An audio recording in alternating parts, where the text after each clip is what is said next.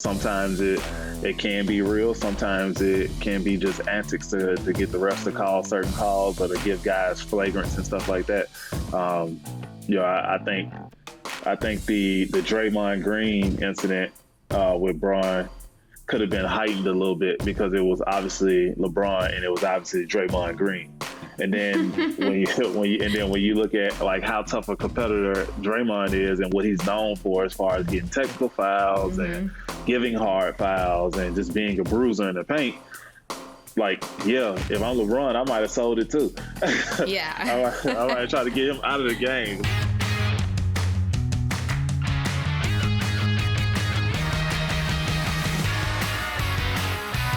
Hey guys, welcome into Drinks and Figs. I'm Julie Stewart-Binks, and we have had an embarrassment of riches of sports so far. I mean, even just this past weekend, we saw Phil Mickelson win the PGA Championship Sunday. In the EPL, we have the NHL playoffs, and of course, we have the NBA playoffs. And my team, sadly, not in it. Toronto Raptors bye. They are eliminated a long time ago. But I'm in New York City, and this is a basketball town, and the New York Knicks are back in the playoffs for the first time in 8 years. Game 1 did not go that well for them. I mean, it went well, but they just didn't win it, and we're shooting this on a Monday. So by the time this airs, who knows what could happen in the NBA playoffs. And to help us break down the NBA playoffs and talk about a whole lot more, I'm excited to welcome in 14-year NBA veteran from the Chicago Bulls, Thaddeus Young. Thaddeus, thanks for joining us here today. I want to toast to you and an incredible year for you and hitting that 1,000-game mark in the NBA. What an incredible accomplishment. Thanks so much for joining us. Did you ever dream that you would play in the league for that long? I mean, it started off obviously as a dream, and for me, it was just about like being able to, at least play 1 year, let alone play 14. So, no, it never occurred to me that, I can play 14 years. I always say, if I ever get there, I'm gonna try to play as long as possible. Thinking that, most guys are 3, 4, 5, 6 years and they're out and they're gone and they're doing something else. But, I've been blessed and thankful that I can last 14 years and super, super happy that I'm still able to play at a high level. Yeah, it really is truly remarkable. And unfortunately, though, for the Bulls, you guys are not in the playoffs this year. What have you been doing since the season ended? I know that on your Instagram, you talk a lot about investing in different projects that you're involved in. Yeah, I mean, I have my own venture company called Reform Ventures. I have a training company called Reform Sports Training. And then I have an AAU program, which is called Team Thad, a Nike sponsored program. And, just putting a lot of time into my family, my wife and kids, just trying to make sure I put that time in. I actually, before we started this interview, I was actually working with my oldest son, TJ, on some history for one of his classes. So just trying to invest a lot of time into my two sons and my wife and making sure that I'm doing all the stuff outside of basketball. But just trying to recover right now from the long season. It'd be great to go back and learn stuff again. Not math. That was not my forte in school. But you mentioned your wife, and we read that she had a pretty big impact on the fact that you are still playing right now because, it was reported, you said recently that you had thought about retiring last season, but that she played a big role in sort of helping you decide to come back. What was that kind of conversation like, and what kind of role and influence has she had in your career and life? We're high school sweethearts, so we kind of grew up together and we understand each other, and we understand how each other kind of works as far as like our mentalities, and we both have the same mentalities. Grew up with pretty much nothing, and we come into a lot of money, and now I'm trying to manage that as amongst managing family and managing the kids and managing everything that's going on around us as far as business and stuff like that. So, the conversations that we do have when we're, laying down in bed at night and, I'm saying all this off the wall stuff about, how crazy the season is, how like I'm not just really into it anymore and stuff like that. But, not into that season, but more into like, I still have the passion for the game, still want to play, I still can play at a high level, but she was just more like, you're not a quitter, so why would you quit? You're gonna regret it when you're sitting at home and you're not doing anything and you're in retirement. So and it wasn't your time to actually quit and walk away from the game. So, you know, you're not. Her specific words were, "You're not an effing quitter." So, so basically, I sat back and we discussed it a little bit more, and I realized that she's right. I'm not a quitter. I signed up for a certain job, and it's my job to go out there and do that job to its entirety. But as well as have fun and be happy and make sure that it's something that I continuously want to do. In the day I don't have the passion for the game anymore is the day I walk away, and I still have that passion. Right. Well, I think your wife is a badass. That is absolutely awesome. And I got to ask though quickly, how different is your mentality now versus last offseason when you were contemplating retirement? It's much more different from the simple fact that we made a lot of changes within the organization, and then it was a lot of changes within um, the responsibilities and the roles of how I was kind of brought into the team and into the fold of the Chicago Bulls situation. So, one, we don't have the same coaching staff, that we had last year. Two, we don't have the same front office leadership that we had.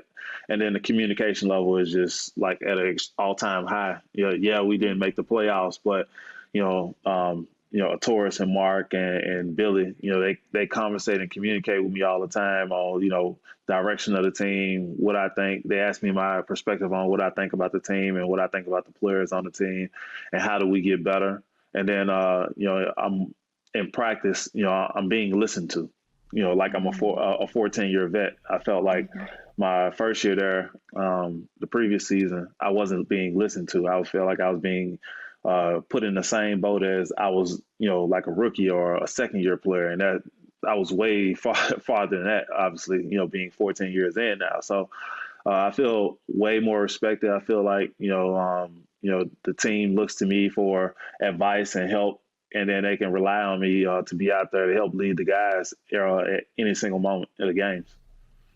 And you mentioned head coach Billy Donovan and the fact that he allows you to sort of lead, really. What would you say is your relationship like with him? How would you describe it?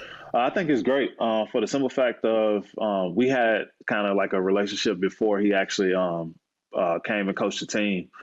He actually recruited me in high school.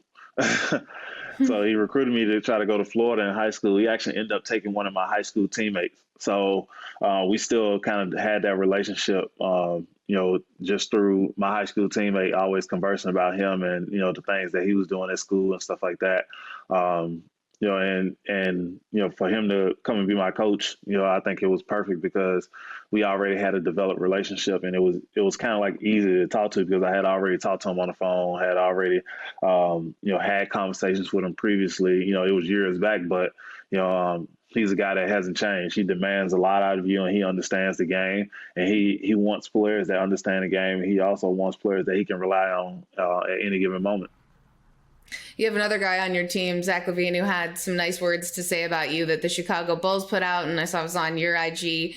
Just the fact that you're, MVP of the team, he said, just especially on and off the court. What does it mean to hear a guy like that say those things about you?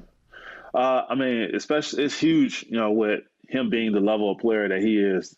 He was All-Star this year. Zach is an amazing player. He's phenomenal. He can score with the best of them. He's like a little brother to me. We talk all the time. We have lots and lots of conversations. He sits next to me on the plane.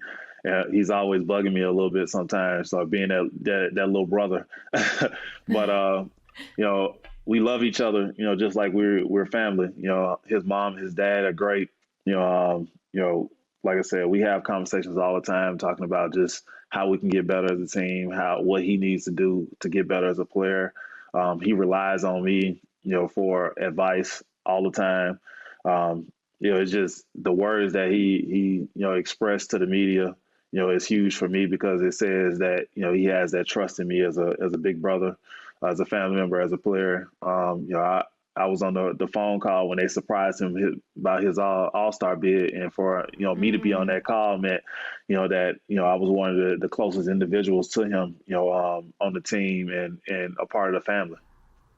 Well, maybe you can help him brush up on his history lessons someday because he's Right. part of the family, right, at this point. But we got a whole lot more to get to with Thaddeus Young, 14-year NBA veteran with the Chicago Bulls. When we return on Drinks with Binks, don't go anywhere.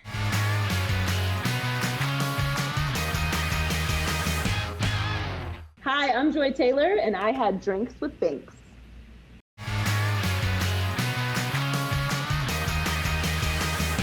Hey guys, welcome back to Drinks with Binks. I'm Julie Stewart-Binks. I'm joined by 14-year NBA veteran from the Chicago Bulls, Thaddeus Young. And before we get into the NBA playoffs, Thad, I got to ask you, we talk to a couple players in the NFL about what it's like to watch the Super Bowl when they're not in it.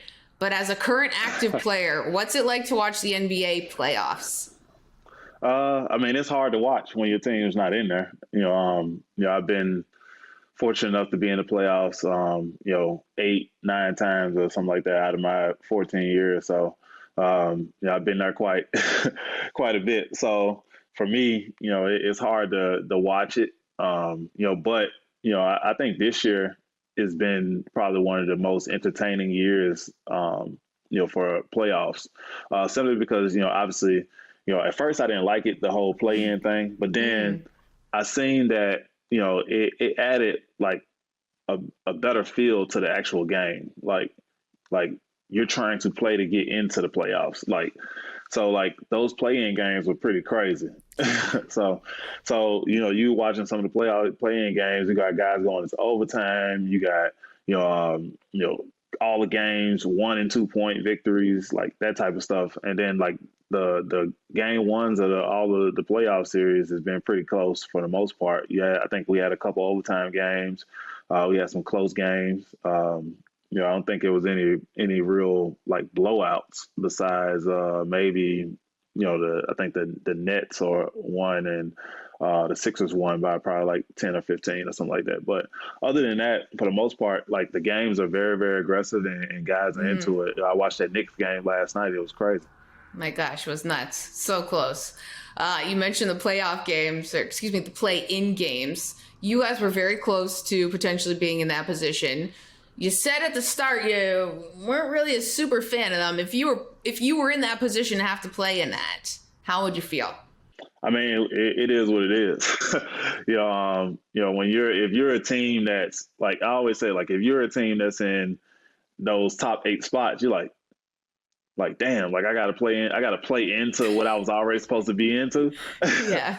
So for the top 8 teams, it's like there's a potential chance that my record is better than them, and I still have to go home for 7 and 8. So I think that was one of the hardest parts to kind of deal with. But obviously, we didn't do what we were supposed to do as a team, so we didn't get into that situation. But those teams that were in that situation, like I bet 1 through 8 felt the same way I felt. Yeah. Yeah, it's like we've worked so hard. Like, wait, what? Now we got to do this? But it did raise the stakes, up the ante. We saw LeBron James having to play in a play-in game, and he was criticized for, a little acting. Draymond Green not so happy about that. You've been in the league for a long time. You've seen LeBron James. What do you make of his antics? Do you think that it's real, or is it sort of heightened?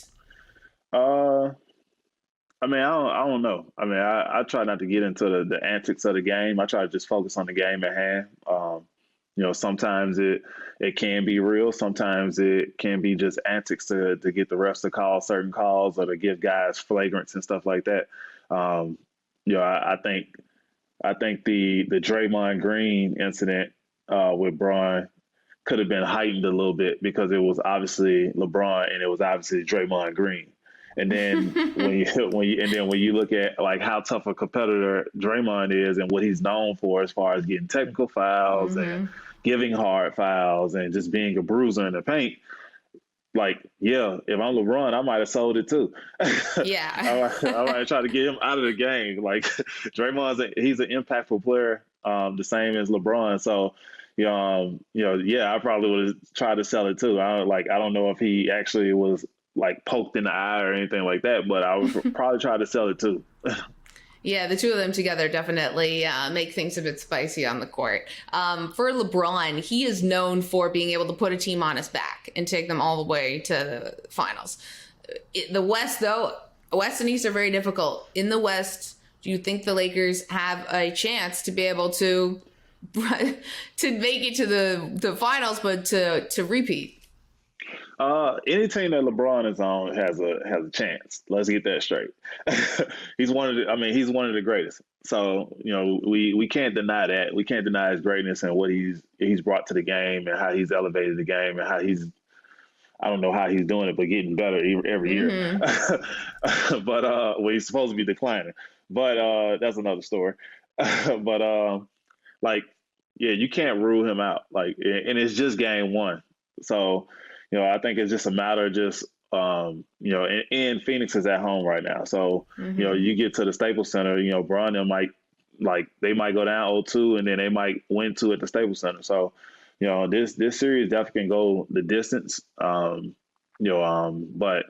it's definitely going to be harder than it has been in the past years for Bron because of the difficulties of the West and how many players is over there, how many teams are very, very good. I mean, you have a team like Denver, you have a team like Portland, you have a team like Phoenix, you have Utah. All those teams can have the ability to kind of blow you out of the water. So it's definitely going to be a tough matchup and a tough decision for, tough competition for LeBron. Even the Clippers and the Mavs are, really good teams. So it's going to be tough. Yeah, there's just too many good teams almost. You mentioned that LeBron is one of the greatest.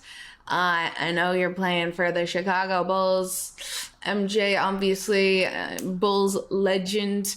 What do you make of and I'm sorry to ask you this because I personally hate this conversation on television, but what do you make of the GOAT debate between MJ and LeBron? One, we can't take Kobe out of that either. God rest his soul.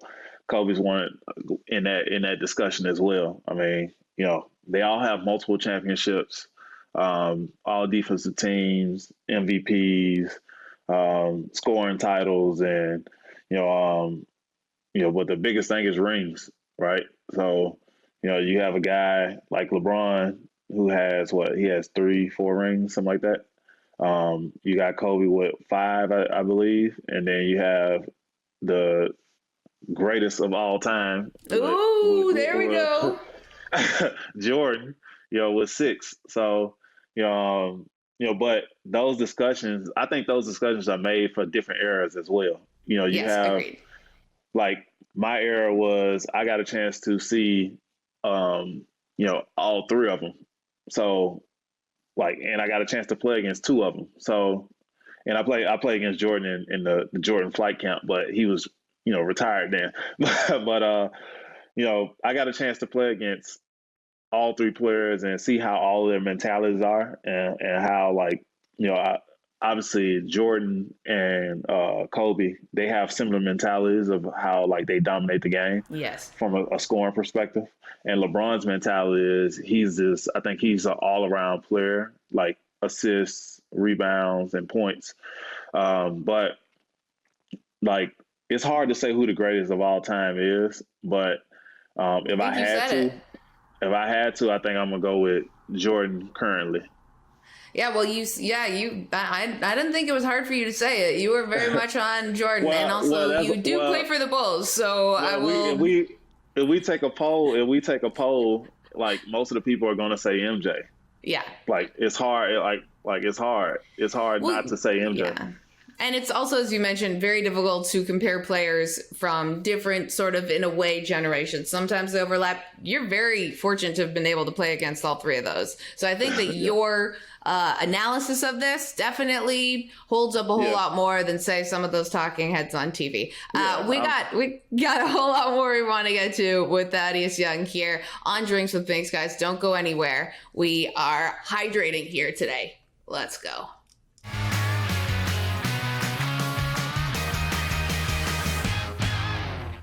Hey, this is Sarah Kustak, and I just had Drinks with Binks.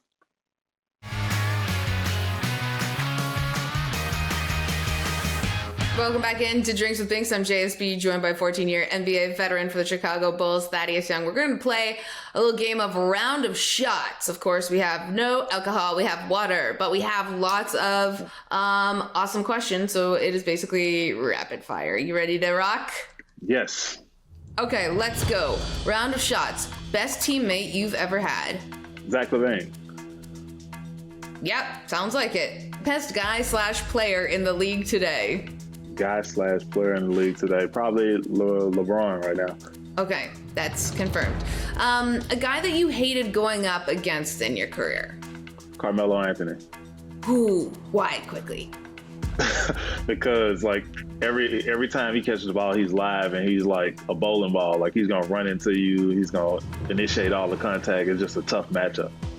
Oh, Carmelo Anthony as a bowling ball is an amazing just image. I love that. Okay, who's going to come out of the East in these playoffs? I think the Brooklyn Nets. They've kind of sort of figured it out a little bit on how to play with each other and how to play. The best thing they could have did was designate James Harden as the point guard. Wow, that is the most hated team in the NBA. That's allegedly from me over here. Who will come out of the West? The West is tough. I either see the Lakers are probably out of that Lakers and Phoenix series. Okay. All right. That'll be fun.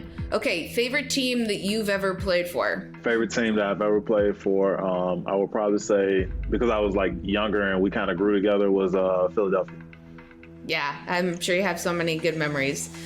One word to describe the Toronto Raptors. A team that's, you said one word, fight. Fight, great. I'm from Toronto, so I just wanted to, just doing a focus group session to see what other people think. Fight or tough. Yes, good. That was the right answer. Correct. You won this game.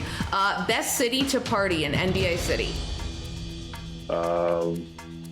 Probably Miami or Toronto. Yeah, okay. Oh, Toronto. That CAD goes pretty far. Canadian dollars. Okay, and finally, if you were not an NBA player, what would you be? Full-time investor. Okay. Well, you're like a part-time investor now, so you're almost all the way there. This has been Round of Shots with Thaddeus Young. Thank you so much for answering all of these questions correctly, including the Toronto Raptors one. We'll have a whole lot more on the other side. Don't go anywhere, guys. This is Drinks with Binks.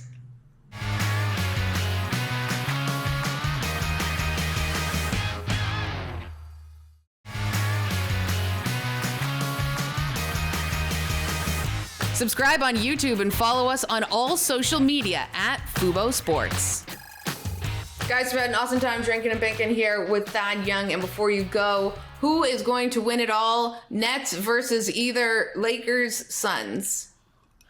I'm probably gonna pick the Nets if they can keep it together and continue to play well. Nets. Oh, also former team. Let's just put that out there for everyone else. Okay, and where can we find you next? You can find me, on my IG, which is thad.young21, and Twitter at youngsmooth21. Follow me, hit me up there. Awesome. Well, thank you so much for joining us here today. It's been a pleasure getting to know you more and getting all of your insight on the league and everything that you've experienced. And good luck next season with the Bulls and beyond, and however many other thousands of games you end up playing. And guys, here on Drinks with Binks, make sure you follow us on all of our social channels, and on YouTube you can watch old episodes at Fubo Sports. And until next time, bottoms up, bitches.